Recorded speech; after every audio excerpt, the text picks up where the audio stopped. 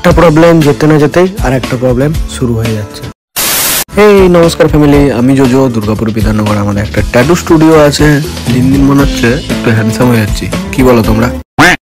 আজকে এমনিতে স্টুডিও যেতে লেট হয়ে গেছিলো, প্লাস তার মধ্যে আবার হয়ে গেল গাড়ি খারাপ। কি যে বলবো, স্টুডিওতে পৌঁছে শুরু করে দিই স্টেনসিল করার কাজ। কারণ আজকে একটা দাদা এসেছিল বর্ধমান থেকে। দাদা অনেকদিন ধরে ফেসবুক আর ইনস্টাগ্রাম আমাদেরকে ফলো করে। দেন আমরাও বেশি লেট না করে স্টেনসিল বসি ট্যাটু করার কাজ শুরু করে দিই। যেহেতু দাদা বর্ধমান থেকে এসছে আর হাফ স্লিভ ট্যাটু ছিল, সময় অনেকটাই লাগতো, তাই আমরা বেশি লেট না করে ট্যাটু করার কাজ শুরু করে দিয়েছিলাম।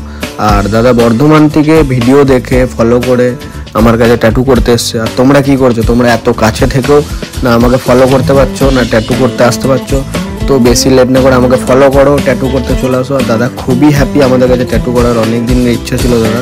দেখো আমি বকবক করছি আর অমিত ফাইনালি ট্যাটু কমপ্লিট করে দিয়েছে। ট্যাটু কেমন হয়েছে কমেন্টে আমাকে জানাবে, ডিটেলিং কেমন এসেছে কমেন্টে জানাবে। আর ট্যাটু ডেডলক পিয়ার্সিং এর জন্য আমাকে কল করতে পারো। আমাদের স্টুডিওতে নিউ ইয়ারের অফার চলছে, সেটা জানার জন্য আমাকে কল করতে পারো বা ডিএম করতে পারো।